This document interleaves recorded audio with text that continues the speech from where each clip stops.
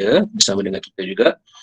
Dan seterusnya mahasiswa-mahasiswi, pelajar-pelajar baru bagi program pendidikan Islam ataupun untuk program sarjana muda pendidikan Islam yang sama-sama kita raikan pada hari ini.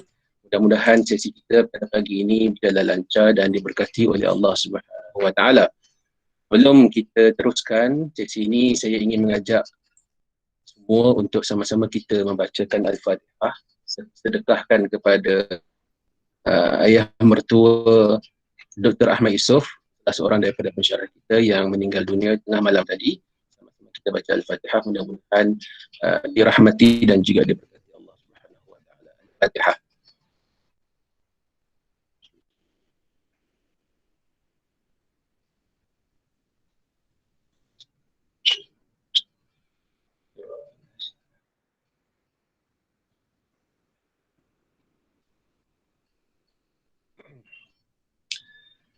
Baik, apa khabar semua? Saya harap semua urusan berkaitan dengan pendaftaran dan sebagainya berjalan lancar ya. Jika ada apa-apa sebarang yang berkaitan ataupun yang berbangkit, saya yakin insyaAllah senior-senior daripada lajnah akan membantulah. Betul Muazzam ya? Kita ada yang boleh membantu untuk pelajar-pelajar baru kita. Betul Ustaz, betul. Baik. Okey, pertamanya saya ingin mengucapkan ahlan wa sahlan, selamat datang kepada anda semua, mahasiswi baru untuk sesi 2020-2021 ke Akademi Pengajian Islam secara amnya dan juga ke program pendidikan Islam. Ahlan wa sahlan wa marhaban bikum. Dan saya ingin mengulang apa yang pernah dipesan oleh Nabi SAW kepada para penuntut ilmu, marhaban biwasiyati Rasulillah SAW. Selamat datang kepada wasiat-wasiat Rasulullah SAW. Orang yang menuntut ilmu adalah orang yang diwasiatkan oleh Rasulullah SAW. Jadi sebagaimana yang kita maklum, kita berada dalam situasi yang berbeza, yang mungkin kita tidak pernah terfikirkan, tak terjangkakan. Ini maka pertemuan ataupun sesi kita pada hari ini juga berada dalam satu situasi yang baru. Kita bertemu secara maya, tidak dapat bertemu secara fizikal. Namun insya-Allah kita akan teruskan juga pertemuan ini dan mudah-mudahan dengan pertemuan pada pagi ini banyak dapat memberikan gambaran yang baik kepada para pelajar baru khususnya untuk meneruskan perjalanan kehidupan anda di bumi Universiti Malaya ini, meneruskan perjalanan menuntut ilmu bersama-sama dengan program pendidikan Islam. Dan mudah-mudahan itu akan memberikan perjalanan yang baiklah, yang lancar kepada anda semua. Sebelum saya teruskan, saya perkenalkan diri. Saya sebagai penyelaras program pendidikan Islam. Nama saya Ashraf Ishraqi bin Jamil dan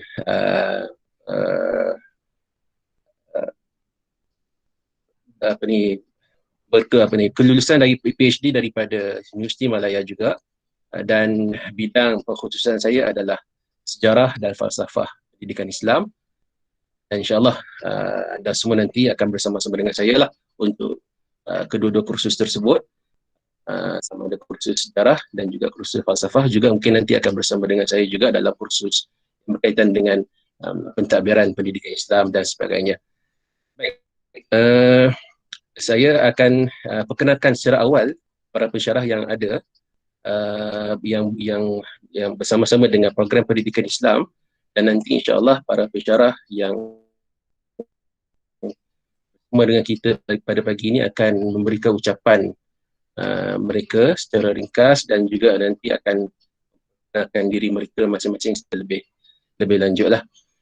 Baik, di program pendidikan pada masa ini kita mempunyai seramai 10 orang ahli ataupun 10 orang tenaga akademik, yang mana 4 daripadanya adalah ditempatkan di kampus Nilampuri. Selain daripada saya selaku penyelaras, kita juga ataupun staf akademik di program pendidikan Islam terdiri daripada Dr. Tengku Sarina Aini. Saya pasti Dr. Tengku ada bersama dengan kita pada pagi ini. Dr. Ahmad bin Yusof, Dr. Ahmad tidak dapat bersama dengan kita. Dr. Muhammad Azrin, Dr. Mahyudin, Dr. Abdul Aziz Rekan, dan 4 orang tenaga akademik yang berada di kampus Nilampuri, iaitu Dr. Nur Hazrul. Saya rasa semua ataupun sebahagian besar pelajar baru kenal dengan Dr. Nur Hazrul yang datang daripada Nilampuri. Dr. Warohani juga merupakan staf tenaga akademik yang bersama dengan program pendidikan Islam. Ustaz Zamri dan juga Puan Wan Afrikah Anis. Jadi 10 orang tenaga akademik yang bersama-sama dengan program pendidikan Islam, yang mana nanti secara khususnya 6 ataupun yang berada di kampus Kuala Lumpur ini anda akan temuilah dalam kursus-kursus yang anda akan lalui sepanjang pengajian di kampus ini ataupun di Kuala Lumpur ini. Baik. Terusnya, sebagaimana yang kita maklum bahawa masukan ataupun bila mana anda bersama dengan program Sarjana Muda Pendidikan Islam ini, maka anda telah berjaya melepasi segala proses tapisan yang telah dilakukan untuk anda dipilih dan juga diterima masuk ke program Sarjana Muda Pendidikan Islam. Saya ucapkan tahniah dan syabas kerana anda berjaya untuk bersama-sama dengan program pendidikan Islam dan meneruskan pengajian anda dalam program Sarjana Muda Pendidikan Islam. Sebagaimana yang kita maklum bahawa program ini, Sarjana Muda Pendidikan Islam ini sebenarnya terbahagi ataupun mempunyai 2 program, iaitu Sarjana Muda Pendidikan Islam pengkhususan ataupun dalam kurungan pengajian Islam, dan juga Sarjana Muda Pendidikan Islam pengkhususan pengajian Al-Quran. Saya dimaklumkan bagi setiap program ini kita ada seramai 40 orang pelajar baru. Boleh saya tahu adakah 40 orang itu memang berada bersama dalam program, mendaftar bersama dengan program, ataupun kita belum lagi mencapai jumlah 40 itu? Muazzam, kalau ada maklumat. Setakat yang saya dapat dalam grup tu belum cukup lagi lah, sebab saya masih mencari lagi sebab mungkin mereka tak dapat info tentang grup WhatsApp untuk pelajar-pelajar. Jadi saya tengah track balik lah, sebab saya baru saja pagi tadi keluarkan list name yang ada semua mahasiswa-mahasiswa SMPI tadi, dan saya tengah tunggu ni lah. Baik, terima kasih. Okay. Baik, terima kasih Muazzam. Jadi kalau ikut kepada senarai yang diberikan, nama ataupun jumlahnya adalah 41 untuk Sarjana Muda Pendidikan Islam Pengajian Islam, dan 40 untuk Sarjana Muda Pendidikan Islam Pengajian Al-Quran. Walau bagaimanapun kita akan tengoklah. Mudah-mudahan jumlah ini lengkaplah, insya-Allah, yang akan bersama-sama dengan anda semua mahasiswa-mahasiswa baru ini. Seramai 81 lah jika kita gabungkan kedua-dua program, akan ada 81 pelajar baru untuk sesi kemasukan ataupun untuk kemasukan sesi 2020 dan 2021. Dan sebelum tu saya nak tahu boleh berapa ramai yang sebenarnya yang dah sampai ke kampus KL? Semuanya masih lagi berada di rumah masing-masing?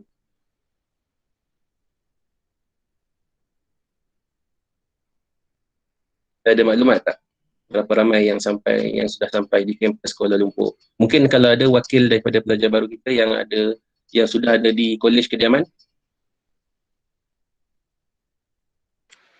Ada siapa yang ada dekat kolej, ada yang ada ni, ataupun mungkin ramai yang ada kat rumah? Ya, pasti ramai yang masih di rumah lah. Semuanya mungkin ada yang, ataupun semua dia masih di rumah. Kalau tak silap saya ada yang dah ke UM, tapi dia tak ramai. Baik, tak mengapa. Kalau ada yang dah sampai itu, kita ucapkan selamat datanglah ke kampus secara fizikal. Yang penting jaga kesihatan dan juga jaga diri, ialah dengan SOP yang telah ditetapkan. Baik, secara ringkaslah pengenalan tentang program pendidikan Islam sebagaimana yang telah kita maklumkan tadi, bahawa program pendidikan Islam akan ataupun dipertanggungjawabkan untuk menyelaras pada masa ini adalah dua program lah, sarjana muda pendidikan Islam, pengajian Islam, dan sarjana muda pendidikan Islam, pengajian Al-Quran. Baik, bagi kedua-dua program ini, para pelajar perlu melengkapkan ataupun perlu selesai dan lulus kesemua kursus yang terlibat yang berjumlah sebanyak 145 kredit. Jadi bermakna untuk melengkapkan ataupun untuk selesai daripada semua kursus tersebut, maka anda akan melalui pengajian selama 4 tahun lah bersama dengan program pendidikan Islam.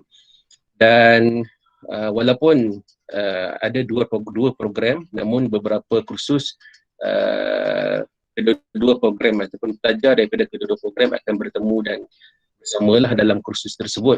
Sebagai contoh, kursus sejarah pendidikan Islam, bermakna kedua-dua pelajar daripada kedua-dua program akan belajar bersama satu kelas lah untuk kursus seperti itu. Jadi setelah anda berjaya dipilih dan juga terpilih untuk masuk ke dalam program pendidikan Islam ini ataupun kedua-dua program sarjana muda pendidikan Islam, bermakna anda telah dipilih daripada sejumlah besar calon-calon yang memohon untuk masuk ke dalam kedua-dua program. Dan tapisan telah dibuat dan yang telah anda sendiri lalui, temuduga dan sebagainya, sama dengan ujian Maxi dan sebagainya, maka anda telah terpilih untuk bersama-sama menimba ilmu dalam bidang ini, bidang yang secara spesifiknya kita kenali sebagai bidang pendidikan Islam ataupun bidang pendidikan. Maka ini adalah peluang terbaik untuk anda untuk menimba ilmu dan juga meneruskan perjalanan dalam bidang pendidikan ini. Walaupun kita mungkin mensasarkan ataupun kita punya matlamat ataupun harapan kita untuk selesai daripada bidang pengajian ini dan menjadi guru, bekerja sebagai guru ataupun dalam bidang pendidikan, mengajar dan sebagainya. Namun saya ingin berpesan khususnya kepada pelajar-pelajar mahasiswa-mahasiswi barulah, bahawa peluang anda berada di universiti selama 4 tahun dan anda akan meneruskan perjalanan selama 4 tahun ini, anda rebutlah peluang ini untuk meningkatkan potensi diri anda. Bukan sekadar untuk anda menjadi dengan sasaran menjadi sebagai seorang guru dan mengajar dan sebagainya, tetapi bagaimana untuk anda meningkatkan pemikiran dan juga kepribadian anda. 4 tahun ni walaupun kita nampak panjang, tapi sebenarnya ia adalah satu masa yang singkat. Jadi gunakanlah peluang sementara masih berada di peringkat pengajian universiti ini untuk kita menimba ilmu sebanyak yang mungkin. Kita gunakan peluang yang ada untuk akses, untuk rujuk kepada pelbagai sumber dan rujukan. Kalau ada sebarang kemusykilan, kita ada para pensyarah, anda boleh berjumpa, bertemu dan bertanya, meminta pandangan dan sebagainya. Ada sebarang masalah, boleh kongsikan juga dengan para pensyarah dan juga dengan rakan-rakan. Yang penting, jangan jadikan masalah ataupun sebarang halangan itu, sebarang perkara yang anda lalui sebagai halangan untuk anda meneruskan perjalanan sebagai penuntut ilmu, sebagai mencapai cita-cita untuk menjadi seorang yang mempunyai jati diri yang terbaik. Kami di Pentadbiran ini insya-Allah akan sentiasa membantu sebaik mungkin. Harapan kami sebenarnya adalah supaya setiap mahasiswa sarjana muda pendidikan Islam ini berjaya menyelesaikan pengajian dengan cemerlang. Kita akan cuba bantu. Kita akan bantu sebaik mungkin untuk pastikan tidak ada yang tercicir, tidak ada yang terkandas dan sebagainya. Pastikan apa sahaja yang anda rasa menjadi halangan, maka jangan simpan, kongsikan, biarkan kongsikan bersama dan supaya kita boleh dapat selesaikan perkara tersebut sebaiknya dan kita dapat mengatasi masalah dan juga sebarang halangan yang wujud. Okay? Jadi ini adalah peluang kita. Kita berada di bumi ataupun di peringkat universiti ini, maka ini adalah peluang kita untuk lahir sebagai seorang individu yang mempunyai ilmu dan budi, ilmu dan akhlak, mempunyai pemikiran dan jati diri yang kita boleh bina untuk kita berhadapan dengan cabaran yang akan datang. Cabaran akan datang ini bukan satu yang mungkin pastinya berbeza dengan cabaran yang kita lalui sebelum ini. Kita menghadapi kehidupan selama tempoh yang kita ada ini, maka ada cabaran-cabaran yang kita lalui. Tapi akan datang kita akan berhadapan dengan cabaran-cabaran yang berbeza. Maka kita perlu persiapkan diri kita bagaimana untuk kita berhadapan dengan cabaran-cabaran tersebut. Apatah lagi kita berada dalam bidang ini, bidang pendidikan ini, yang mana pastinya bidang ini tidak dapat tidak, kita akan berhadapan dengan masyarakat untuk menyampaikan ilmu kepada masyarakat. Tapi kita kena hadapinya, kita kena laluinya. Kita tidak boleh lari daripada untuk kita berhadapan dengan cabaran bersama dengan masyarakat, cabaran bersama dengan kehidupan pada masa akan datang. Nabi SAW dalam satu mafhum hadis, Nabi kata orang yang bersama masyarakat itu adalah baik daripada orang yang hidup bersendirian. Maka ini adalah peluang kita untuk kita mendapatkan kelebihan-kelebihan yang Nabi sebut dalam hadis-hadis Nabi, dan pastinya untuk kita nak mendapatkan ataupun untuk kita nak melaksanakan peluang itu, maka kita perlu mempersiapkan diri kita dengan sebaiknya supaya kita dapat melaluinya dengan kaedah yang terbaik. Jadi walaupun dalam situasi sekarang ni kita berhadapan dengan norma baru, kita perlu melakukan semuanya dengan cara yang baru. Pembelajaran kita pun akan berlaku secara online, tetapi janganlah kita jadikan itu sebagai halangan. Janganlah kita jadikan itu sebagai satu masalah. Kita berusaha, kita cubalah untuk buat yang terbaik walaupun dengan cara yang mungkin berbeza dengan apa yang kita lalui sebelum ini. Tapi kita jadikanlah ia sebagai satu medium untuk kita merebut peluang dan juga melakukan sebaik mungkin. Okay. Jadi itu sebagai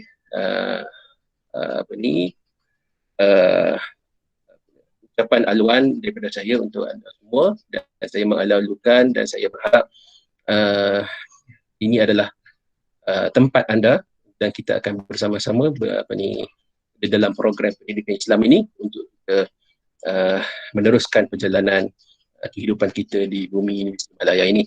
InsyaAllah selepas ini saya akan memberikan peluang kepada setiap pensyarah yang bersama-sama dengan kita pada hari ini untuk mereka menyampaikan ucapan ringkas mereka, dan juga mungkin mereka akan menyentuh topik yang spesifik yang berkaitan dengan bidang tugas yang mereka dipertanggungjawabkan masing-masing, yang mungkin insyaAllah semuanya itu adalah dengan tujuan untuk membantu para pelajar agar dapat meneruskan pengajian dapat melaksanakan dan juga meneruskan pengajian dengan baik insyaAllah. Jadi seterusnya saya terus mempersilakan kepada Dr. Tengku Sarina untuk ucapan dan mungkin juga boleh memperkenalkan diri dengan lebih lanjut. Silakan kepada Dr. Tengku.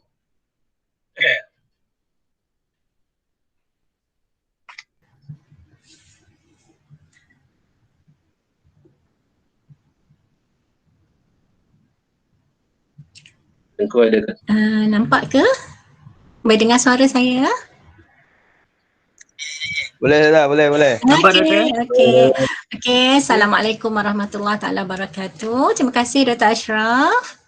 Okey, jadi bersama saya hari ini ada Muazzam, ada Yati, ada Zamir ya.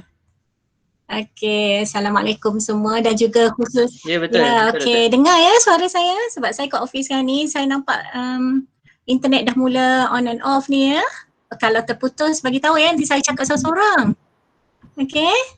Okey, Assalamualaikum pada pelajar baru kita, mahasiswa baru kita. Mana suara mahasiswa baru kita? Tak ada langsung ke?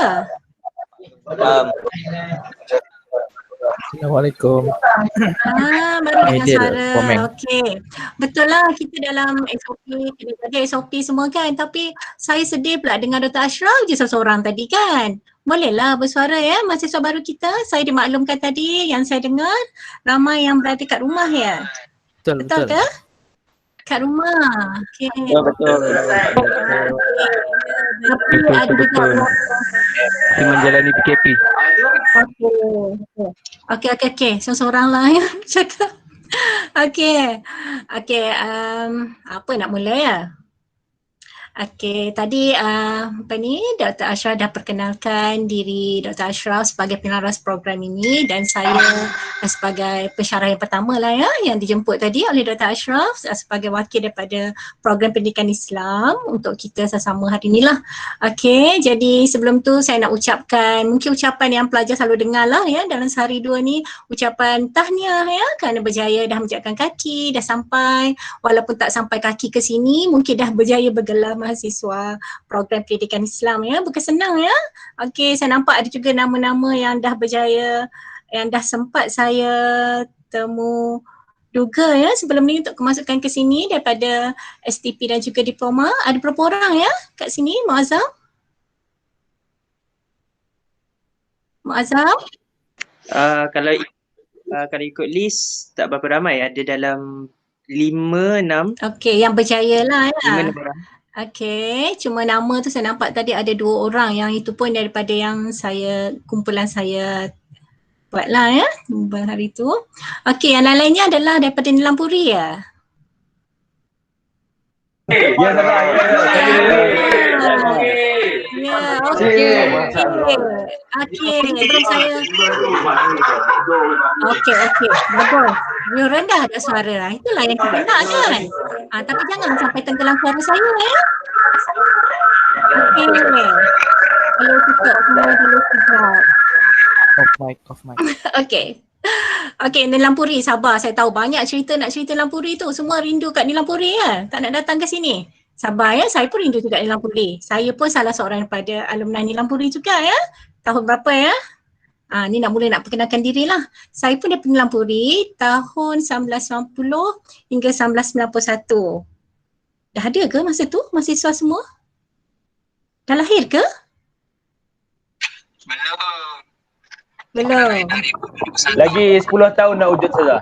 Ya, so tahu-tahu je lah ya kau nak kira umur saya ya. Saya masa tu lah, tahun tu saya kat Nilampuri.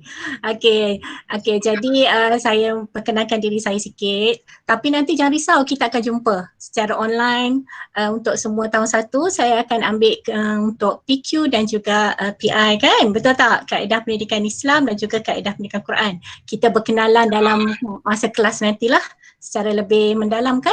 Cuma sedikit sebanyak yang saya boleh perkenalkan diri saya hari ini. Macam tadilah, saya pun daripada Nilampuri 2 tahun ya. Masa saya dulu 2 tahun di Nilampuri, matrikulasi Nilampuri 2 tahun, kemudian ke sinilah UM.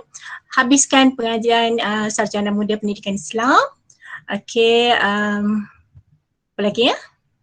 Kemudian sambung master juga di UM, tapi bukan di bawah Akademi Pengajian Islam, tapi dalam bimbingan dalam kursus bimbingan dan kaunseling daripada Fakulti Pendidikan ya 1999. Kemudian saya sambung pengajian selepas masuk sebagai pensyarah untuk lama juga ya, beberapa tahun, kemudian baru sambung pengajian untuk ke peringkat PhD di Auckland University of Technology, New Zealand ya. Jadi bidang saya lebih kepada psikologi, pedagogi, kaedah pengajaran dan juga latihan perguruan lah ya. Jadi kalau pelajar-pelajar ada masalah, boleh je nak datang jumpa saya. Tak nak jumpa saya pun tak apa ya, ataupun ada nak berkongsi cerita pun boleh ya, datang jumpa saya ya. Jadi slot saya hari ni, Dr. Ashraf minta saya bercakap dengan pelajar sikit tentang cabaran. Dah rasa ada cabaran ke pelajar semua? Baru hari keberapa ni?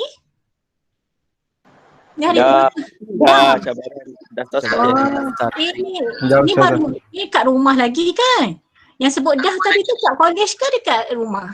Kami kat college.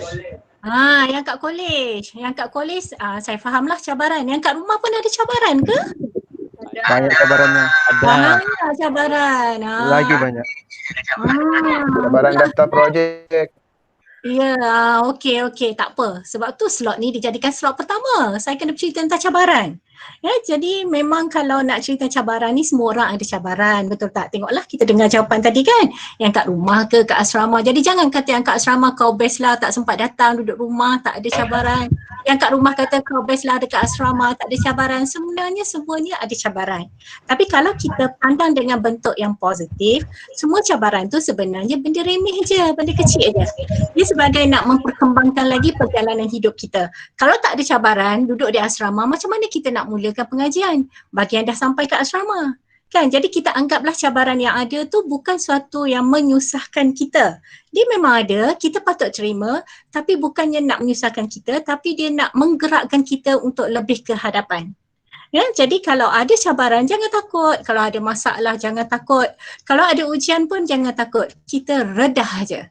Yang penting kita jangan lari, tapi kita cuba faham kenapa dugaan tu, kenapa cabaran tu, kenapa ujian tu datang kepada kita. Mesti ada hikmahnya, mesti ada kelebihannya, mesti ada tujuannya. Ya, kalau biasa cabaran kat college, biasa-biasanya lah kan. Tentang apa? Homesick, rindu keluarga ke? Betul tak? Tak ada dah. Mana suara-suara yang kat college tadi? Hilang. Ya Ustazah, kat sini. Kan, ingat kat keluarga, ingat kat Ingat adik. Ustazah, bau pisah semalam. Alah, bawa pisah semalam ya. Alah, padahal kan dalam puri 2 tahun kan? Ya Ustazah. Ini nangis-nangis palsu ni ya. Nama saya Afiq Zikir lah. Dia dah biasa tu Ustazah. Ya, tak tak apa. Benda tu normal. Kadang-kadang bila kita duduk dekat, orang tu ada dekat dengan kita tak rasa rindu-rindu. Betul tak? Bila dah jauh mulalah teringat. Kena pula duduk kat asrama baru 2-3 hari makan tak sedap. Mulalah teringat makanan mak. Yang makanan best dekat Nilam Puri. Restoran apa tu? Ada lagi ke? Kedai makan apa? Mak Wan ke? Zaid Selesa. Selesa. Tengok yang tu ya? Alisha. Sama saya dulu tak adalah restoran tu. Sama saya dulu kedai apa ya? Restoran kat depan, betul-betul depan gate tu. Sedap nasi kat situ.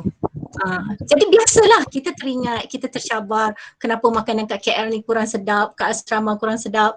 Sekarang pula nak bergerak dengan susah, dengan masnya semua kan. Mungkin bagi orang tak ada isu pun, kecil aja. Tapi bagi setengah orang, dia isu yang sangat besar. Dia tak boleh makan pedas.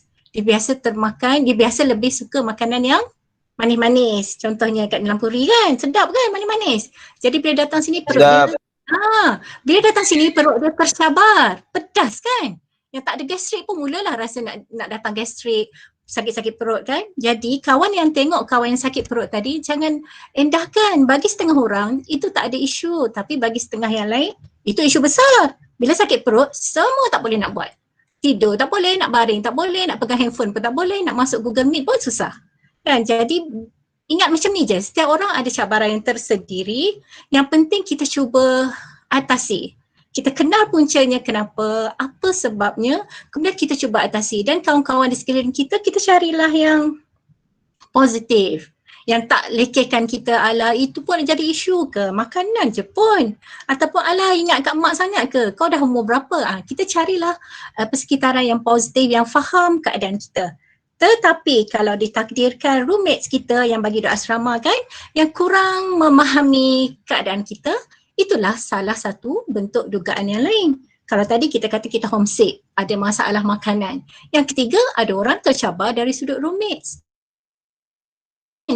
Kan, jadi tu. Di asrama biasa tercabar isu yang sentiasa kalau tak sampai peringkat bergaduh pun, isunya adalah dengan teman sebilik kan. Jadi kita atasi slow, jangan panik, jangan susah hati, jangan merajuk, jangan melarikan diri daripada masalah tu. Semua masalah insya-Allah ada jalan penyelesaian. Yang penting kita faham dulu apakah masalah kita. Okey? Selain pada asrama, makan, roommates, apa lagi? Kau yang kat rumah, cabaran apa lagi? Berebut handphone, berebut laptop. Apa dia? Ini MA. Masak Maggi untuk adik. Masak Maggi untuk adik. Janganlah stres. Masak Maggi untuk diri sendiri. Bila masak dua tak stres lah. Kan? Okey, tak ada. Anggap dah semua isu, semua masalah yang berlaku, yang mengganggu perjalanan hidup kita itu sebenarnya nak memeriahkan lagi hidup kita. Kalau tak ada gangguan-gangguan kawan, adik, internet, rumah, roommate semua tu, kita akan rasa hidup yang kosong. Kan, tak ada apa nak buat, semua berjalan dengan lancar. Sesekali datang ujian tu untuk membantu kita lah menjadi lebih matang kan. Okey, jadi yang saya nak sebut lebih kepada cabaran dari sudut study lah.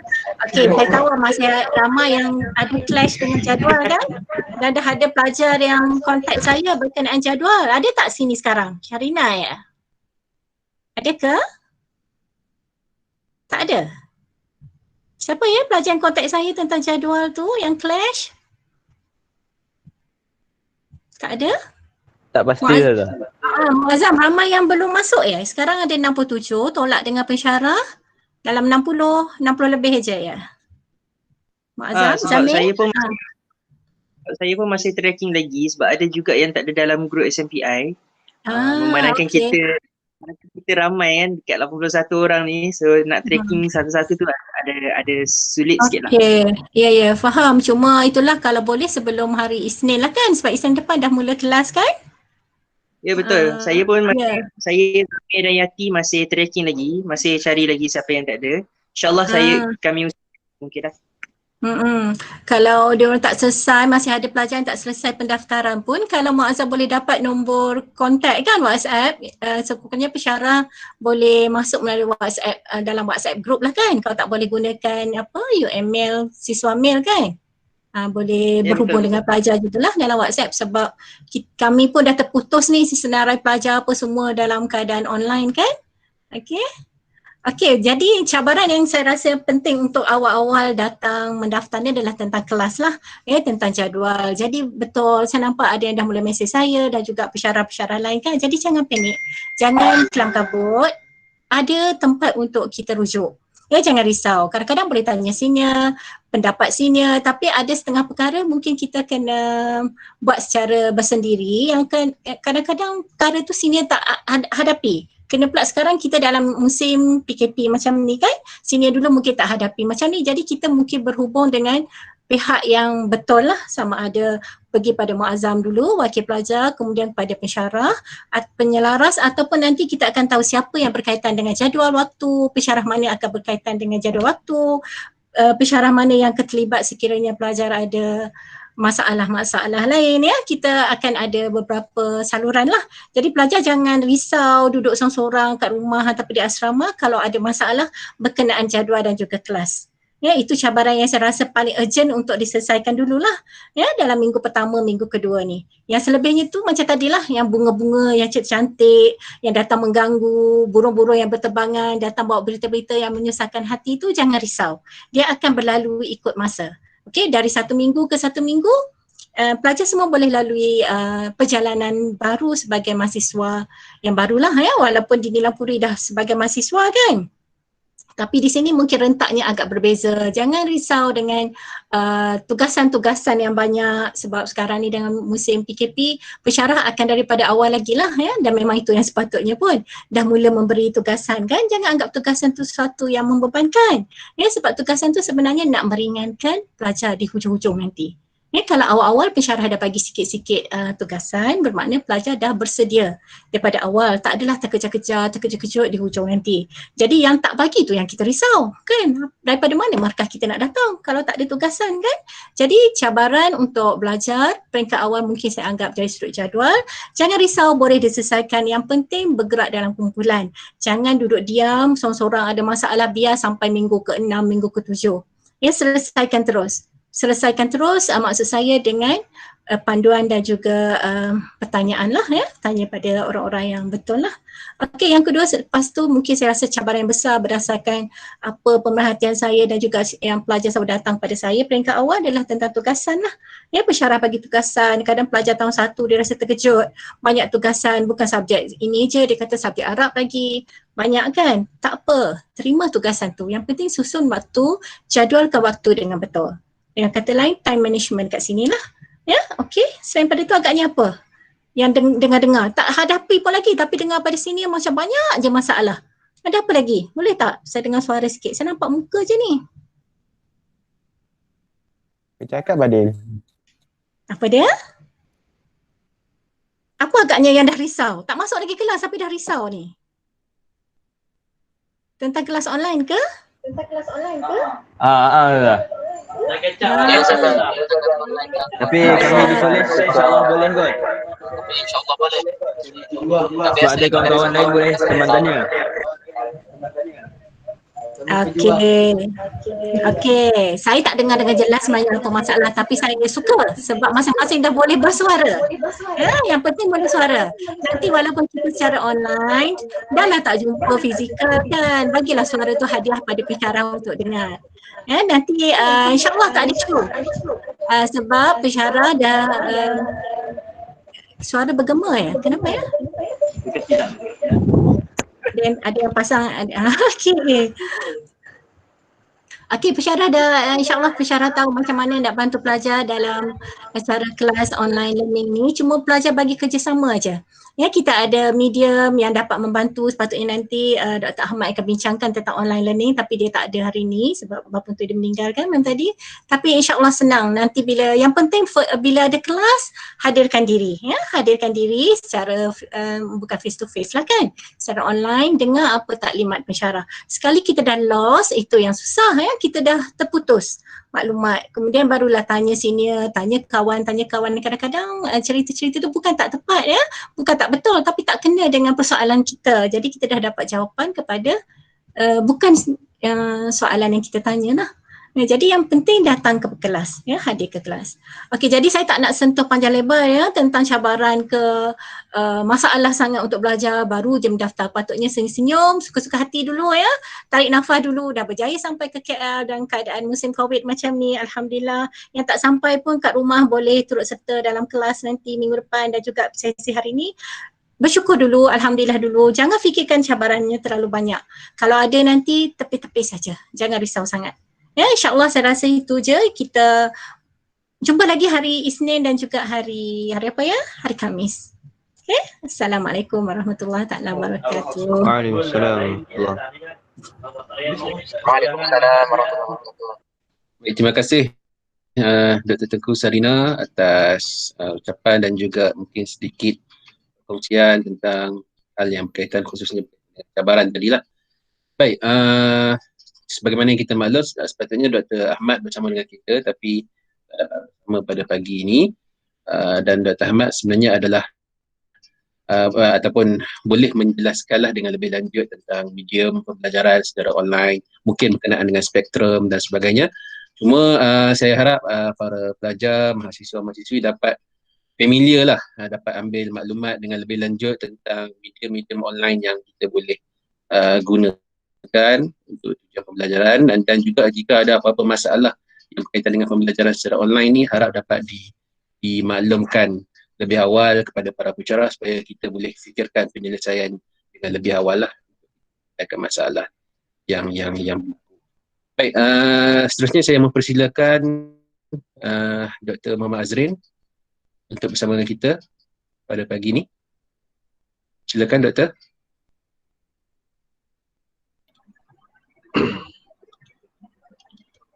Assalamualaikum warahmatullahi wabarakatuh. Waalaikumsalam warahmatullahi wabarakatuh. Waalaikumsalam warahmatullahi wabarakatuh. Terima kasih Dr. Ashraf selaku penyelaras program Pendidikan Islam. Sahabat-sahabat sekalian, Dr. Tengku Sarina, Dr. Mahyudin, Dr. Aziz,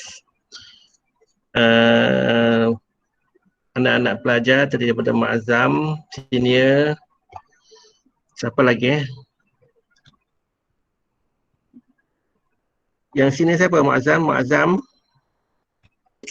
Saya Zamir Yati. Zamir dan Yati, 3. Okey, dan para pelajar baru.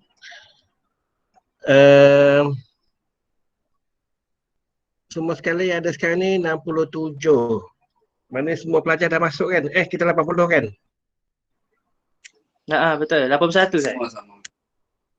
81 dan ada rasanya daripada Kolej 3. Ada tak Kolej 3 kat sini? Pelajar baru Kolej 3? Tak ada. Tak ada Ustaz. Oh, memang tak ada Kolej 3. Okey, sebab Kolej 3 tadi dengan suara macam SGPI. Untuk sebelum saya pergi, saya nak terangkan sedikit tentang pakej pengajian ya dan hal-hal yang berkaitan dengan jadual. Sebelum tu saya nak perkenalkan diri dulu. Saya Muhammad Azrin bin Muhammad Adnan. Dulu pernah berkhidmat di Akademi Pengajian Islam di Lampuri dari tahun 2004 sehingga tahun 2017. Bermula 2017 sampai sekarang saya berkhidmat di Akademi Pengajian Islam Kuala Lumpur di bawah program Pendidikan Islam. mendapat ijazah pertama dari Yarmouk University Jordan tahun 1999. Waktu tu rasa tak lahir lagi kan. Muazzam pun berumur 2 tahun. Ke setahun umur Muazzam. Lepas tu buat sarjana pentadbiran perniagaan pada tahun 2000 sampai 2002. 2003 buat sarjana pendidikan bahasa Arab dan 2016 tamat doktor falsafah dalam bidang pendidikan bahasa Arab, khususnya mau kepada psikometrik.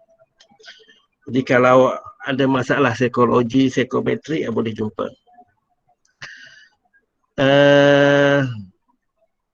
Saya di Kolej Kediaman ketiga. Kalau siapa berminat nak join Kolej Kediaman ketiga, boleh jumpa next year lah, sebab tahun ni dah ditetapkan pelajar di kolej kolej masing-masing dah ada naik nama. Sekarang ni banyak kat rumah ke banyak kat kolej ni? Banyak kat rumah. Banyak kat rumah. Okey. Sebelum untuk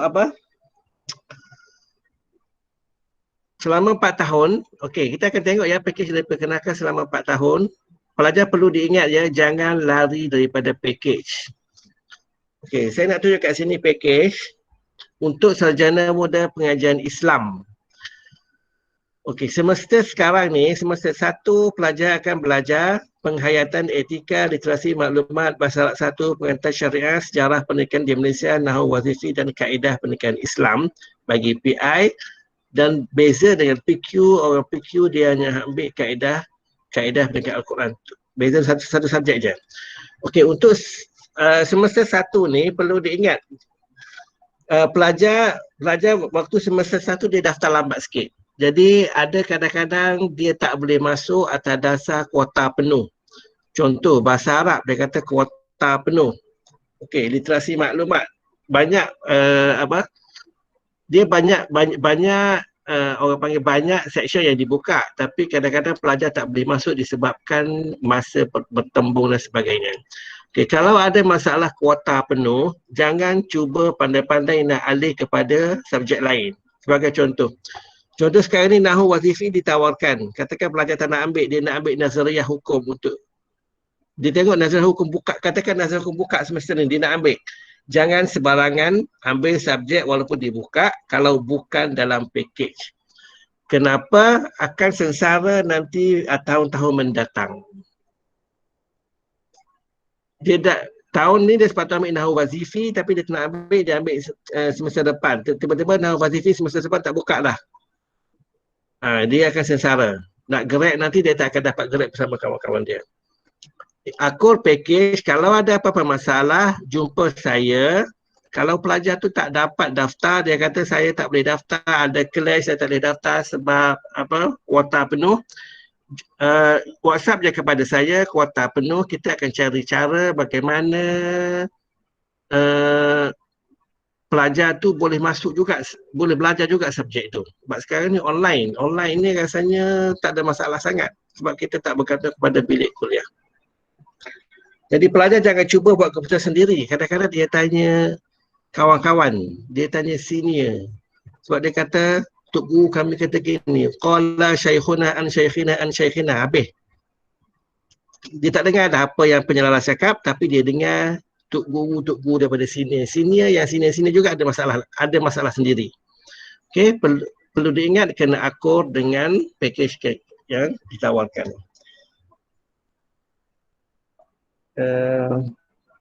Apa lagi? Sekejap.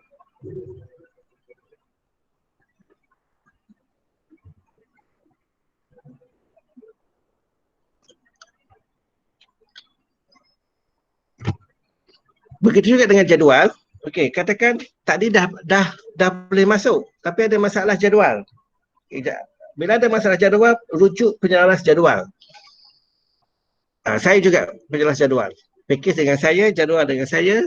Cuma kalau masalah akademik, jumpa Dr. Mahyudin. Kalau masalah berkaitan dengan jadual, rujuk saya. Tak nak ubah ada masalah package, boleh jumpa ataupun WhatsApp. Okey, kalau ada masalah jadual pun jangan cuba pandai-pandai ambil keputusan sendirilah. Sebab kita di UM ni memang kita mengamalkan dasar package ni bagi memudahkan pelajar untuk dia grad nanti. Kita takut ada yang tercicir. Sebab kalau tak ikut package, dia akan tercicir di tahun akhir. Tiba-tiba dia kata, saya subjek sekarang saya tak ambil. Bila tak ambil, dia tak boleh buat latihan mengajar. Bila tak boleh mengajar, maknanya tahun tersebut dia tak boleh graduate bersama kawan-kawan. Kat situ dia akan merana. Okey, rasa ada apa soalan tak?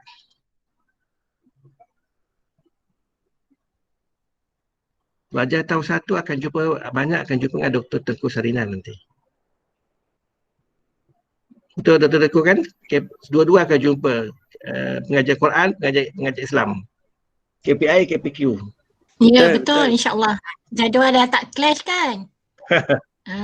Doktor, dah betul kan jadual tak clash lagi? Rasa dah betul dah. Cuma sebab pelajar tak daftar lagi asal subjek kan? Okey, harap settle lah, tak ada isu lah ya. Sebab hari Isnin ni dah mula kelas kan doktor? Okay. Saya takut pelajar tak boleh masuk. Dah mula kelas dah. Okey.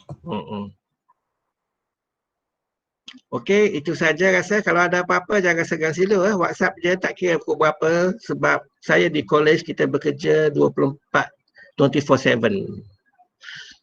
Okey, itu saja. Assalamualaikum.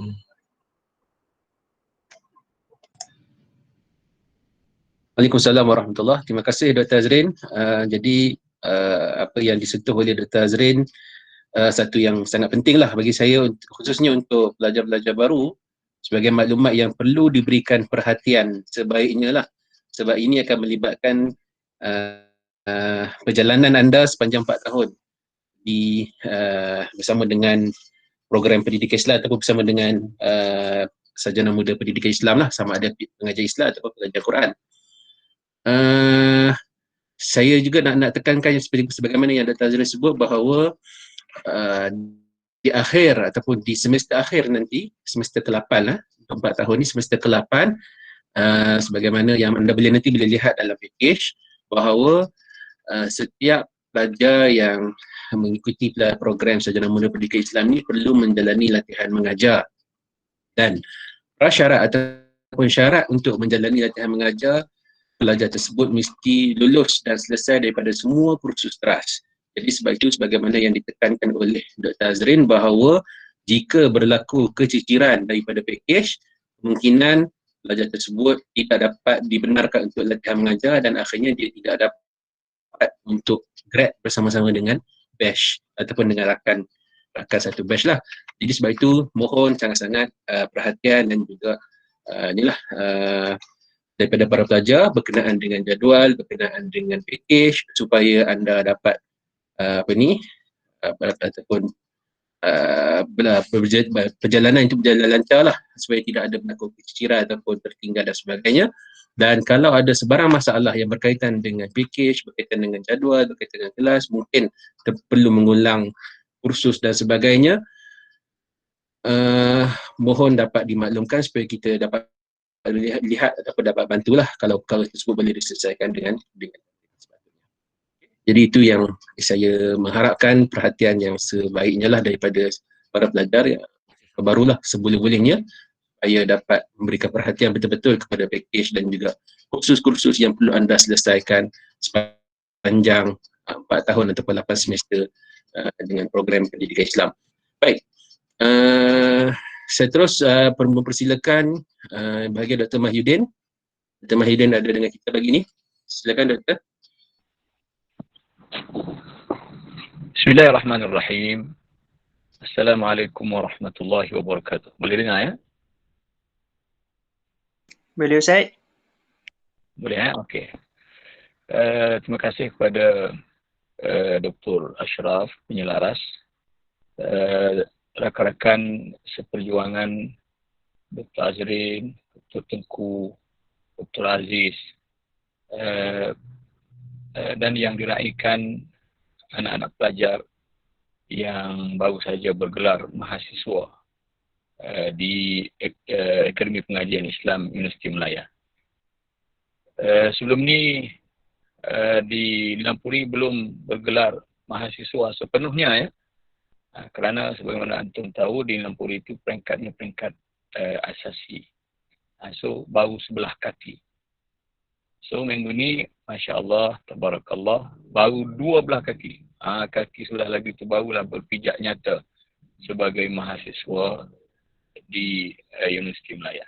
Tahniahlah saya ucapkan kepada semua dan jadikan peluang ini sebagai peluang yang berharga dalam hidup antum masing-masing untuk antum melaluinya dengan sebaik-baiknya, menggali ilmu yang ada di sini dan kuasainya untuk antum mencapai ke suatu tahap ke tahap ilmu yang sepatutnya ada kepada antum sebagai mahasiswa di Sarjana Muda Pendidikan Islam. Dan kemudian lepas pada itu, sama ada antum nak terjun dalam dunia pendidikan, jadi pendidik di sekolah, di institusi pengajian, ataupun antum nak meneruskan perjuangan dalam pengajian, nak sambung mengaji, sambung belajar ke peringkat yang lebih tinggi, ataupun apa saja, itu dipersilakan. Okey, baik. Saya kira ramai yang sudah mengenali saya ini sebab saya baru saja di KL ini, di SMPI baru lebih kurang setahun. Sebelum ni saya berkhidmat lebih kurang 3 tahun di Nilampuri, dan bahkan sebelum daripada itu pun bermula daripada 2008, tahun 2008 saya sudah berada di Nilampuri. Bermula dengan jawatan tutor, kemudian selepas 3 tahun menjadi fellow penyelidik selama lebih kurang 4 tahun, dan kemudian tamat pengajian tahun 2017 itu barulah diserap menjadi salah seorang daripada warga pensyarah di Universiti Melaya. So walaupun saya nak perkenalkan diri secara ringkas. Saya Mahyudin bin Daud, BA di Al-Azhar Al-Sharif. Kemudian lepas BA saya sambung pengajian sikit di Darul Ifta'il Misriyah, Jabatan Mufti Republik Arab Mesir selama 3 tahun. Dan kemudian balik ke Malaysia, saya sambung pengajian di peringkat sarjana di Universiti Melaya, dan kemudian terus sambung ke peringkat Doktor Falsafah juga di Universiti Melaya. Itu pengenalan ringkas lah. Baik, so saya grade tahun 2017 di peringkat Doktor Falsafah, dan kemudian diserap masuk sebagai warga pensyarah di Universiti Melaya. Saya cukup lah kot pengenalan diri. Di UMKL ini saya diberi tugas untuk menjadi pembimbing akademik kepada kalau antum semua ada masalah dari apa-apa saja, jangan masalah jadual sudah. Masalah jadual itu boleh rujuk Dr. Azrin. Masalah contohnya emosi yang tidak menentu, jumpa saya. Tiba-tiba berbeza daripada Nilampuri. Nilampuri tenang saja kan, tak ada apa. Relax saja. Dugaan-dugaannya sebagaimana disebut oleh Dr. Tengku tadi kan, dugaan-dugaannya di Nilampuri itu tak ada sangat kan. Tengok sebelah matahari naik, tengok budak-budak kias, tak ada apa. Relax saja semua. Pergi kedai pun semuanya okey, tak ada cabaran sangat kan. Masalah penempatan tak pernah timbul kan. Semuanya hidup dalam zon yang kepedulian pun. Tapi bila dapat ini macam akan antum temui, kan antum akan tengok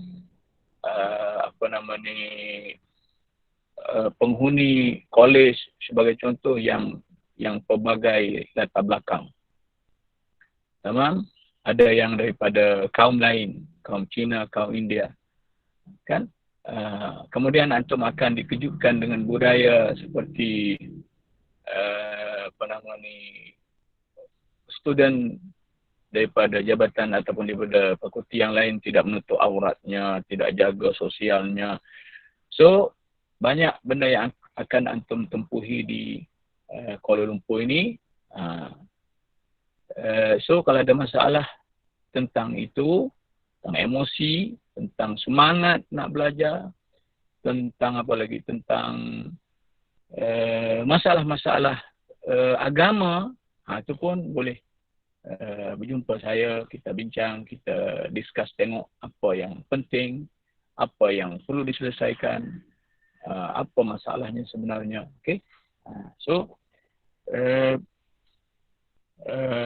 antum semua ni alhamdulillah dapat masuk ke satu program yang sangat besar artinya dalam agama kita, iaitu program pendidikan, kan? Islam sangat menekankan isu pendidikan, karena semua manusia ni bagaimana dia terbentuk bermula dengan pendidikan. Ada orang yang pendidikannya rendah, maka kehidupannya secara umumnya sehingga dia meninggal, kan? Dalam keadaan yang rendah. Begitu ya. Memang fitrah yang Allah Ta'ala jadikan manusia ni macam tu. So, bagi orang yang kedudukannya tinggi, so kita akan tengok pendidikannya. Sudah pasti pendidikannya dia melalui satu pendidikan yang agak tinggi berbanding dengan orang yang pertama tadi. So sebab itu terbinanya seorang manusia itu ya bertitik tolak daripada pendidikannya. So antum menjadi warga pendidik, warga dalam dunia pendidikan, dan lagi sikit lagi akan jadi pendidik. Sebab itu position antum ini position yang penting. Lebih lagi antum yang datang daripada Borneo, Sabah, Sarawak, yang realiti menunjukkan bahawasanya dunia pendidikan sangat penting di sana. Lebih lagi dunia pendidikan Islam. Bagaimana masyarakat Islam di Sabah, Sarawak sangat memerlukan kepada orang yang membimbing, orang yang memimpin tangan ke arah hidup yang diredai oleh Allah Subhanahu wa Ta'ala. So ambillah peluang antum berada di posisi yang betul ini, yang sangat tepat ini. Antum ambil peluang ini dengan baik.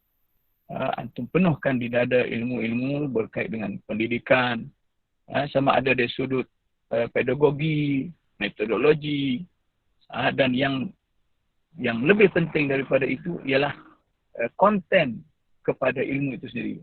Ilmu fiqahnya, konten-kontennya, ilmu akidahnya, konten-kontennya, ilmu akhlak, konten-kontennya, semua sekali antum penuhkan, syaratkan benda-benda ini di dada untuk antum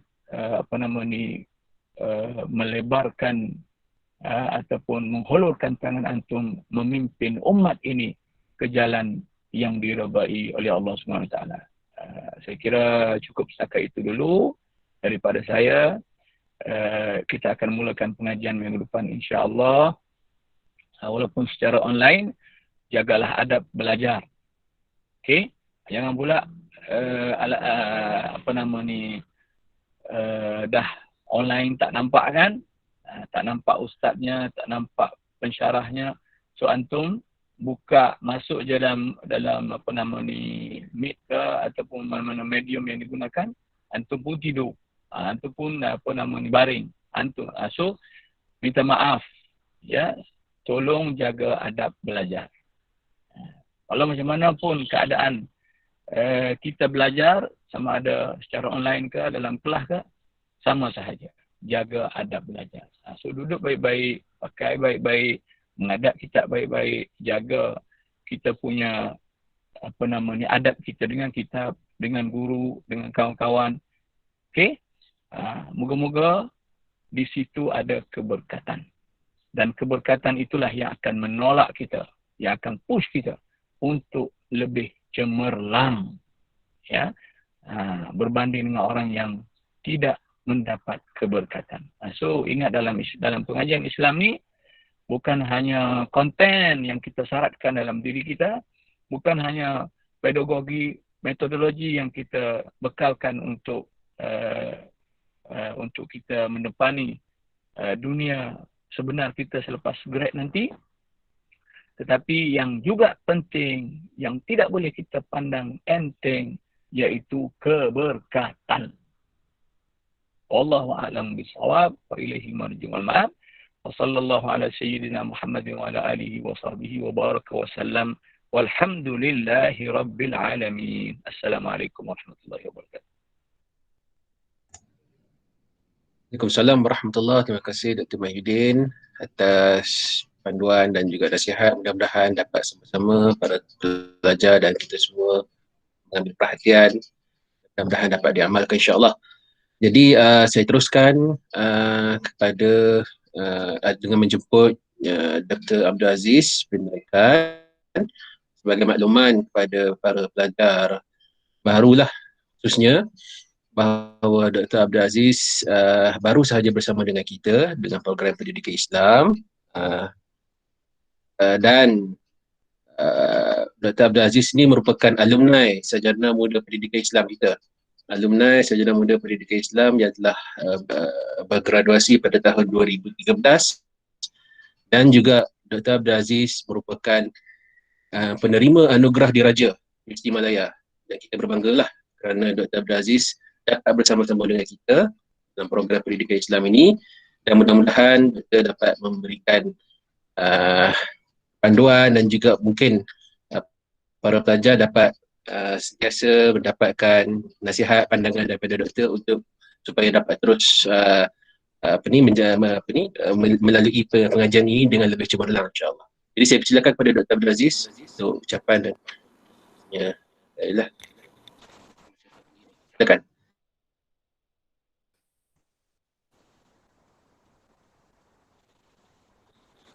Halo, Assalamualaikum. Bismillahirrahmanirrahim. Dengar? Boleh Dengar, Ustaz? clear Okay. Clear. Bismillahirrahmanirrahim. Uhayyikum bitahiyyatil Islam, tahiyatan thayyibatan wa mubarakatan min indillah. Wassalamualaikum warahmatullahi taala wabarakatuh. Terima kasih kepada Dr. Ashraf Ishraqi, penyelaras program pendidikan Islam dan juga pengerusi majlis pada pagi ini. Seterusnya, para pensyarah-pensyarah yang merupakan yang mulia semua guru-guru saya, iaitu Dr. Tengku Sarina, ya sekali Dr. Ashraf, Dr. Azrin, Dr. Mahyudin, Dr. Ahmad dan para guru-guru saya di Nilampuri. Saya doakan mereka sentiasa sehat dan dirahmati Allah selalu, insya-Allah. Baiklah. Pertama sekali, saya mengucapkan selamat datang kepada semua pelajar-pelajar baru tahun 1 program pendidikan Islam, iaitu Sarjana Muda Pendidikan Islam dan Sarjana Muda Pengajian Quran. Baiklah. Saya akan kongsi pengalaman seperti mana yang Dr. Ashraf cadangkan kepada saya untuk berkongsi pada pagi ini, iaitu bagaimana untuk membina peribadi cemerlang dan pengalaman selaku penerima anugerah pelajaran Diraja. InsyaAllah saya cuba berkongsi supaya menjadi manfaat kepada semua pelajar-pelajar dan juga abang-abang senior yang ada dalamnya, Muazzam. Dan insyaAllah pertama sekali saya perkenalkan diri. Saya Abdul Aziz Berkan. Saya merupakan pelajar Sarjana Muda Pendidikan Islam, Pengajian Islam, graduasi pada tahun 2013. Dan selepas itu, pada tahun 2014, saya mendapat tawaran untuk posting di Sekolah SMK Bandaraya Kota Kinabalu. Walau bagaimanapun, rezeki tidak memihak kepada saya untuk posting di sekolah tersebut. Pihak Universiti Malaya menajar saya dengan kerjasama Kementerian Pengajian Tinggi untuk sebagai fellow skim latihan akademik IPTA di bawah program pendidikan Islam. dan menyambung pengajian ke peringkat PhD pada tahun 2014 dalam bidang pendidikan Islam iaitu aspek psikologi dan pedagogi. InsyaAllah apa-apa berkaitan dengan pengajian para pelajar selepas ni, terutama pendidikan Islam, saya cuba akan berkongsi tentang kajian-kajian saya yang terkini yang begitu inovasi, bagaimana kita nak sepadukan pendidikan Islam dengan aspek-aspek bidang lain, terutamanya pendidikan alam sekitar yang akan diimplementasi di sekolah kelak, insya-Allah.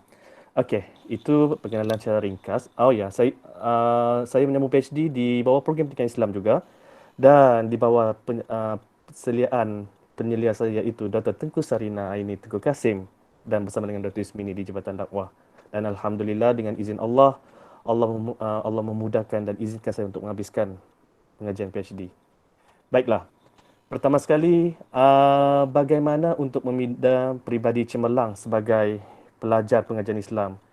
Alhamdulillah, Dr. Mahyudin pun dah jelaskan secara ringkas dengan padat intipati-intipati untuk menjadi seorang pelajar Muslim, pengajian Islam yang cemerlang kan. Jadi saya hanya menambah beberapa sedikit. Baiklah.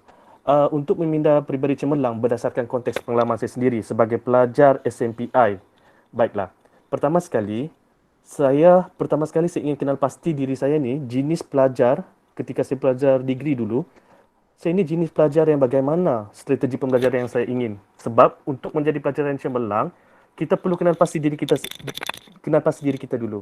Sama ada kita ni jenis pelajar yang jenis kinestetik, maksudnya kita suka belajar yang kita mau aktif. Kita aktif ikut ini, join program itu, program ini dan otak kita bergerak, berjalan dan kita suka benda tu dan kita rasa happy belajar di kelas, dalam masa yang sama kita aktif dengan program lain. Dan yang kedua ada yang suka diri dia suka kepada jenis yang audio, suka mendengar, menyanyi ataupun dari segi visual, dia suka tengok gambar-gambar, dari strategi pembelajaran. Jadi saya ni jenis yang kinestetik. Saya lebih suka untuk menyertai aktif dengan beberapa program di peringkat universiti maupun di luar universiti, sama ada peringkat kebangsaan maupun international. So, setelah saya kenal pasti diri saya ni, saya suka yang kinestetik, maksudnya saya tidak terkaku sebagai seorang mahasiswa yang hanya belajar masuk kelas kuliah semata-mata. Tetapi saya juga aktif mengikut aktiviti-aktiviti luar. Saya merupakan bekas alumni dan sekarang juga merupakan inspektor Korsukstis Universiti Malaya, yang mana para pelajar sekalian pun insya-Allah boleh ikut, boleh join, yang mana daripada aktiviti kesukarelawanan dan kemasyarakatan yang saya pelajari daripada Korsukstis ni dapat menguatkan saya ketika semasa degree.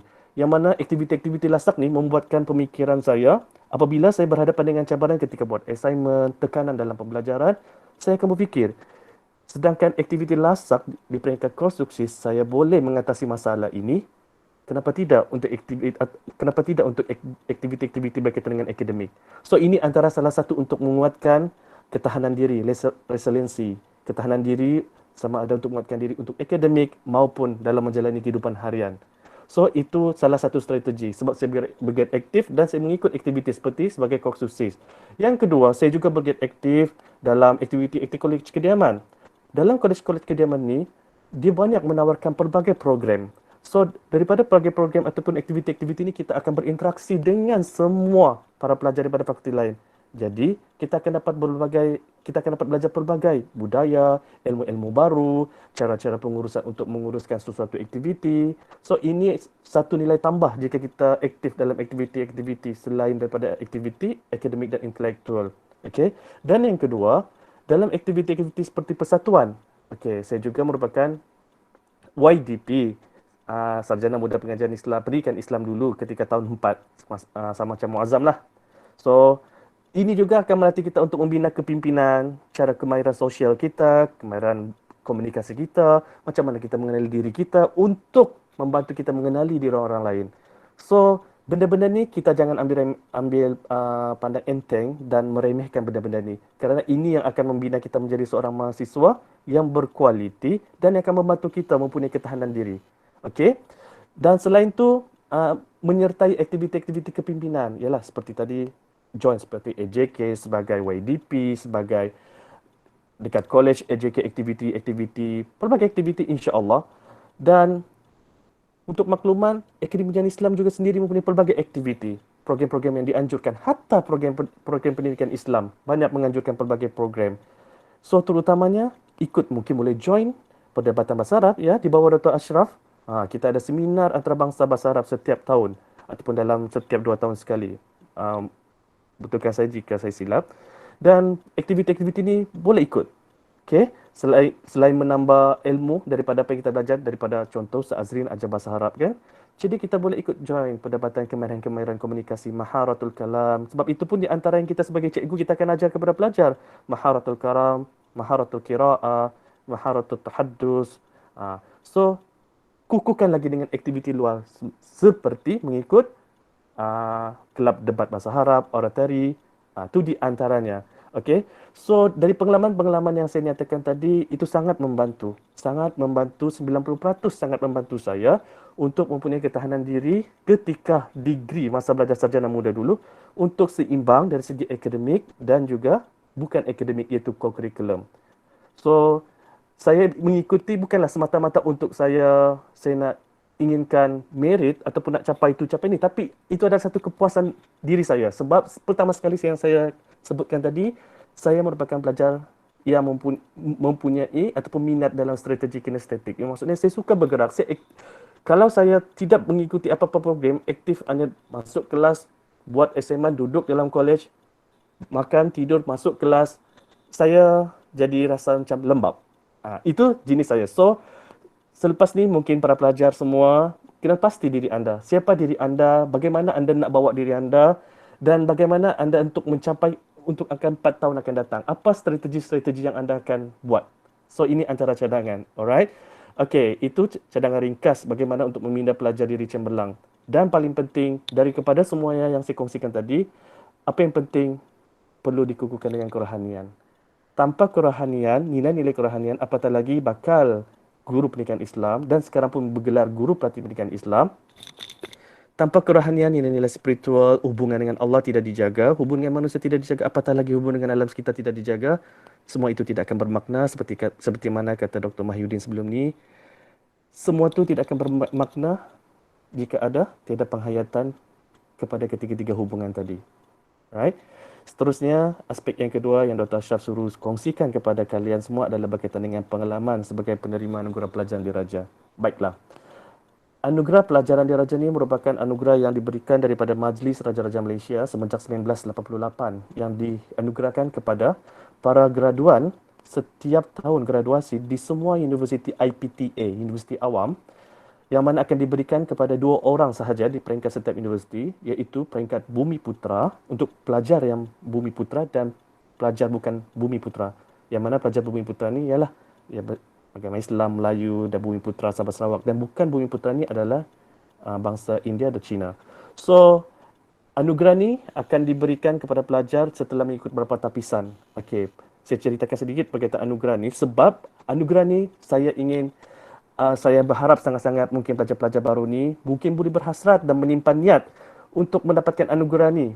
Kenapa? Nanti saya kongsi kenapa pentingnya juga anugerah ini untuk anda sebagai bakal guru pendidikan Islam dan juga bakal peneraju. Dan anugerahkan akan mendapat 3 hadiah daripada Majlis Raja-Raja Malaysia. Yang pertama akan mendapat sijil yang dicop mohor oleh penyimpan mohor-mohor di Raja Malaysia. Yang kedua, kita akan mendapat penerima anugerah APD, anugerah pelajaran diraja ini juga akan mendapat RM5,000. Baik, RM5,000. Dan yang ketiga, akan mendapat 1 pingat emas berbentuk bulat, pingat emas yang bernilai yang diselatui dengan emas yang bernilai dengan RM1,000. Yang di mana pingat emas itu adalah ditulis nama penerima anugerah dan juga IC. Okey. So, dicatatkan juga penerima anugerah diraja ni mendapat pingat Jaya Cemerlang, PGC. So, alhamdulillah, pada peringkat untuk memohon APD ni, saya tidak terfikir untuk memohon APD ni.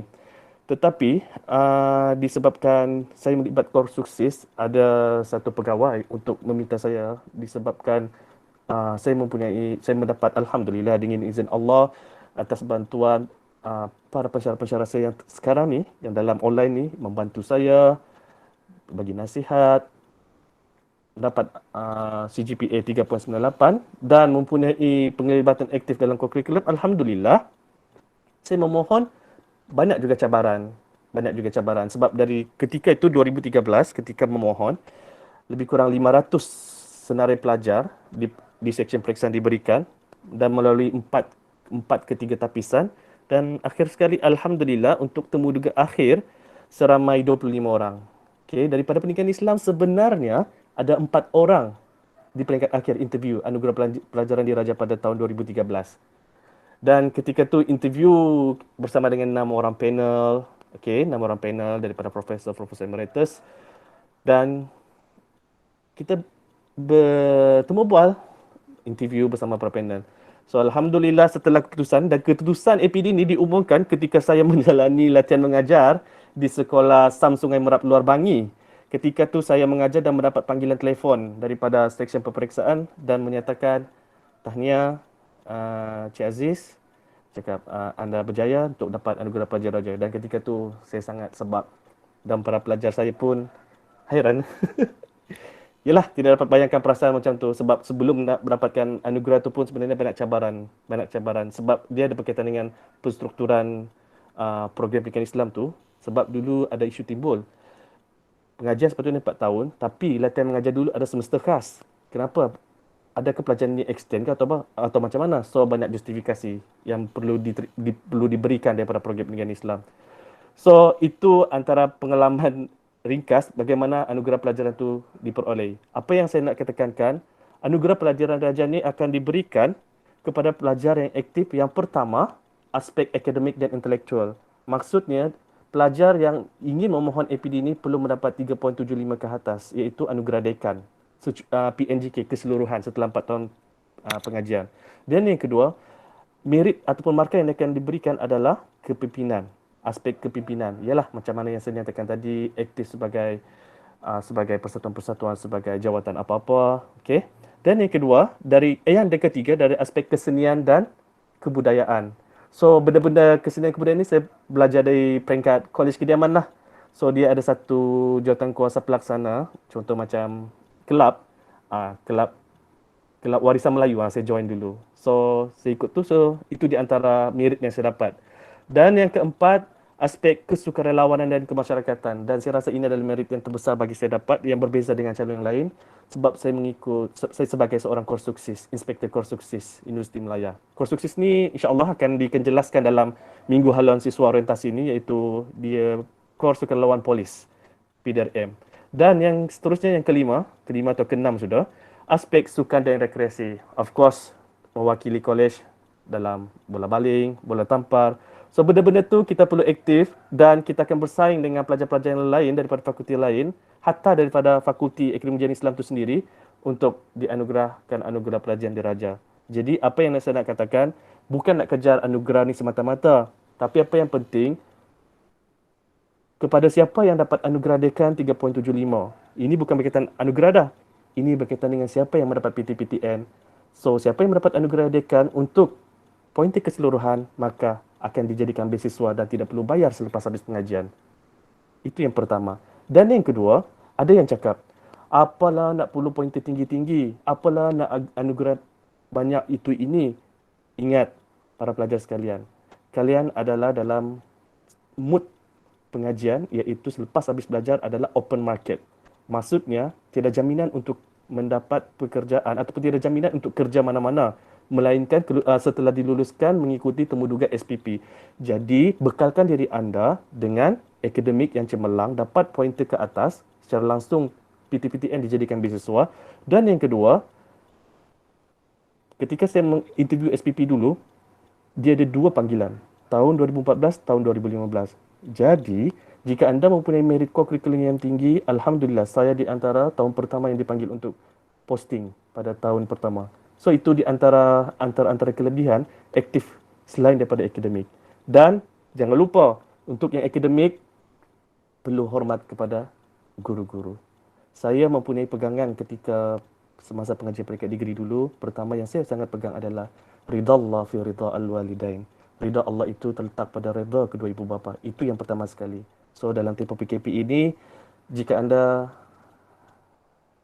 rasakan rindu kepada ibu bapa, yes, wajar. Tapi jika anda tidak rindu dan tidak menghubungi ibu bapa anda, itu adalah tidak wajar. Kerana doa selagi ibu bapa anda masih hidup, doa mereka sangatlah mustajab dan sangatlah berharga untuk mendoakan kejayaan anda di dunia dan di akhirat. Dan yang kedua, pegangan dan prinsip saya ketika degree dulu adalah ridha Allah fi ridha al-muallimin. Saya pegang ridha Allah itu juga terletak pada ridha kepada para guru-guru.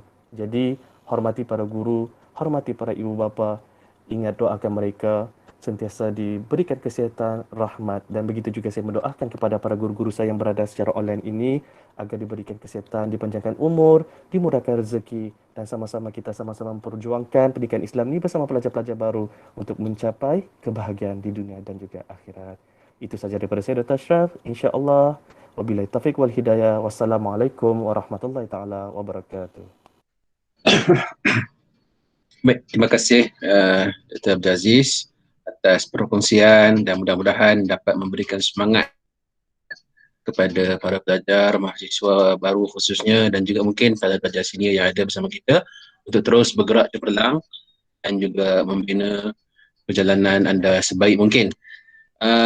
Saya nak sentuh sikit sebagaimana yang disebut oleh Dr. Abdul Aziz tentang bahasa Arab. Ya, bagi saya dan juga nasihat saya kepada semua, anda bermulalah daripada sekarang untuk memperkasakan penguasaan bahasa Arab anda, kerana selain daripada kepentingan bahasa Arab ni dalam agama dan juga dalam kehidupan kita, sebagai bakal guru lah kita sebut, bakal guru yang mana bukan sekadar anda terlibat dalam pengajaran pendidikan Islam, tetapi anda juga akan terlibat dalam pengajaran bahasa Arab.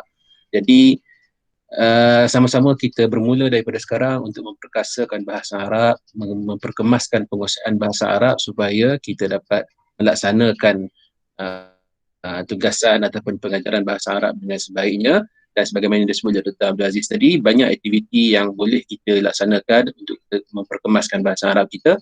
Sebagai contoh debat bahasa Arab dan juga aktiviti pidato bahasa Arab. Maknanya semua itu adalah peluang yang ada untuk kita memperkemaskan penguasaan bahasa Arab kita.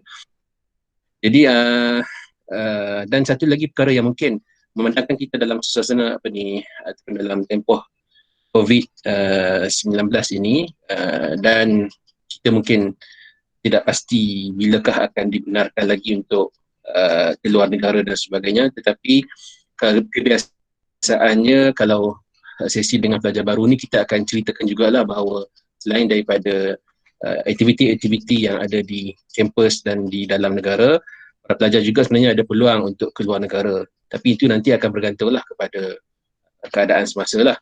Sebenarnya peluang-peluang itu adalah peluang-peluang yang boleh dimanfaatkan juga oleh para pelajar untuk mendapatkan pengalaman di luar negara dan mungkin boleh merancang bersama dengan rakan-rakan bagaimana untuk nak membuat program ataupun aktiviti yang bersifat akademik dan berhubung dengan pihak-pihak di luar negara dan mendapatkan pengalaman tersebut.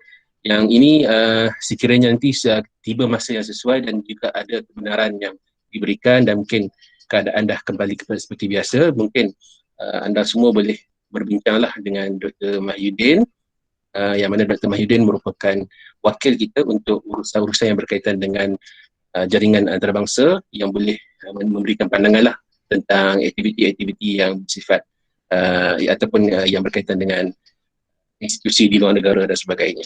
Okay.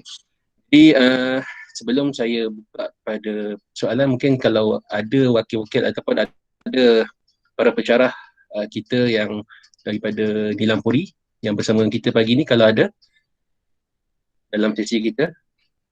Hazrul tak dapat bersama dengan kita. Mungkin Dr. Warohani ataupun Ustaz Zamri ataupun Puan Anis ada? Kalau ada apa-apa yang nak disampaikan. Tapi saya rasa kebanyakan ataupun sebahagian besarnya lah, selain daripada pelajar-pelajar baru yang datang daripada saluran STPM dan juga STAM, bahagian besarnya adalah daripada Nilampuri lah. Dan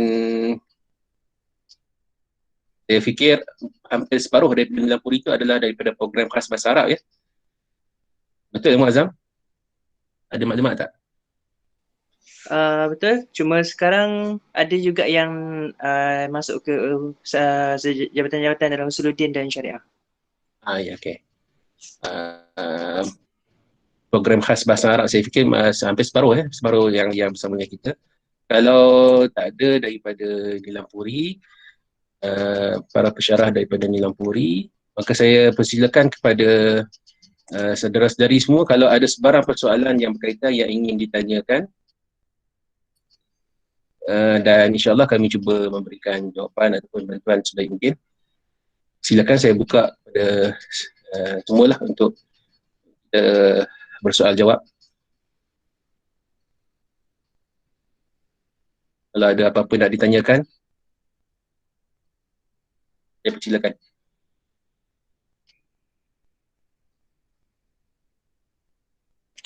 Silakan kalau ada siapa-siapa yang nak tanya.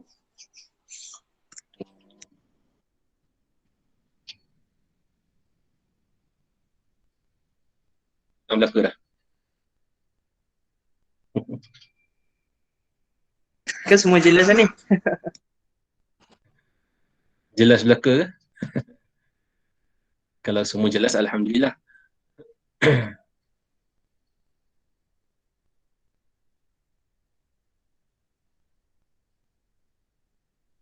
Apa nak tanya?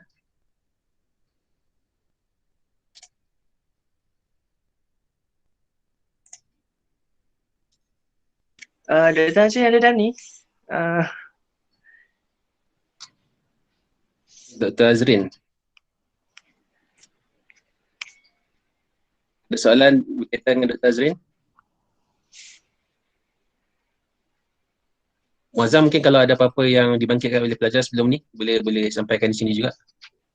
Itulah sebab nak tanya Dr. Azrin, sebab saya rasa, sebab kalau tak silap Dr. Azrin juga penyelaras untuk kursus bahasa Arab Apium kan? Kursus bahasa Arab, okey. Sebab sekarang pun dah Ustaz, sekarang dah mula penuh untuk kursus bahasa Arab ni. Jadi jadi tindakan saya sekarang dan juga mungkin pelajar-pelajar lain, kami perlu buka kuota ke ataupun Ustaz akan consider untuk tambah kumpulan baru? Buka kuota sebab sekarang ni baru 15 orang satu grup. Okey, faham. Baik Ustaz. Jadi saya akan berusaha insyaAllah. Okey. Muazzam kumpulkan berapa orang untuk ke grup-grup sekian-sekian tu. Okey, baik. Cuma maksimum satu grup 20 orang. Okey, maksudnya kena tambah. Katakan satu grup tu yang penuh kuota tu katakan lebih 10. Kalau satu grup tu maknanya katakan pelajar yang nak tambah kuota ni, katakan dia nak masuk grup 6 dan jumlah dia lebih 10. Yang tu kita akan buka grup lain. Okey, baik Ustaz. Kalau hanya setakat 3-4 orang, kita tambah kuota je lah. Okey, baik. Okey, maklum Ustaz. Terima kasih Ustaz. Ya.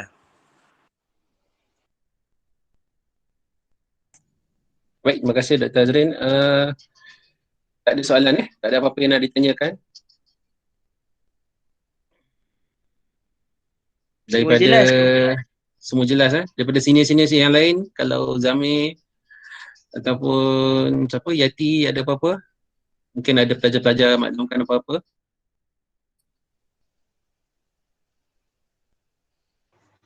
Tak ada Ustaz. Okay. InsyaAllah Ustaz, setakat ni jelas Ustaz. Tak ada apa Okey, kalau macam tu saya ucapkan terima kasih kepada semua yang hadir, dan sekali lagi selamat datang dan tahniah kerana dapat bersama dengan program pendidikan Islam, dan terima kasih kepada saudara Muazzam dan juga tim atas usaha menjayakan sesi pada pagi ini. Jadi saya serahkan kembali semula kepada Muazzam, dan insyaAllah mudah-mudahan kita dapat bertemu secara fizikal nanti insyaAllah. Assalamualaikum warahmatullahi wabarakatuh.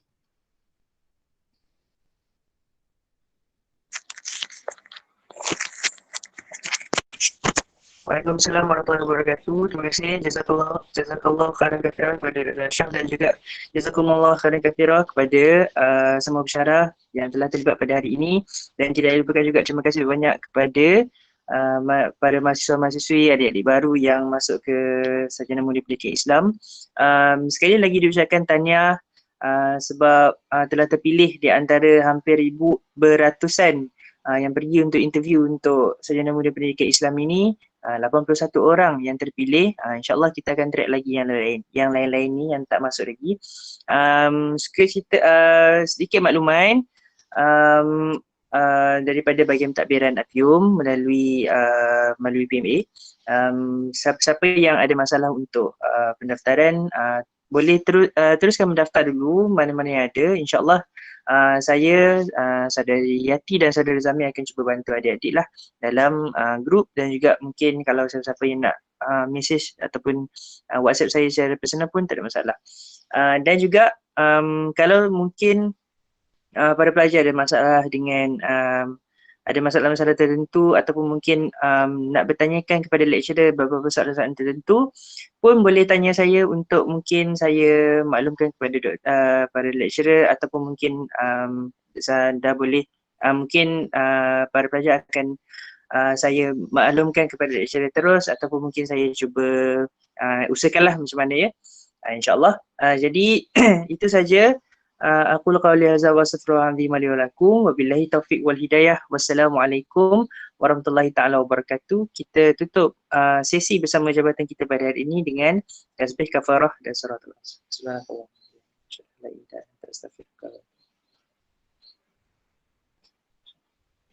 Sekian, wabillahi taufiq wal hidayah. Assalamualaikum warahmatullahi taala wabarakatuh.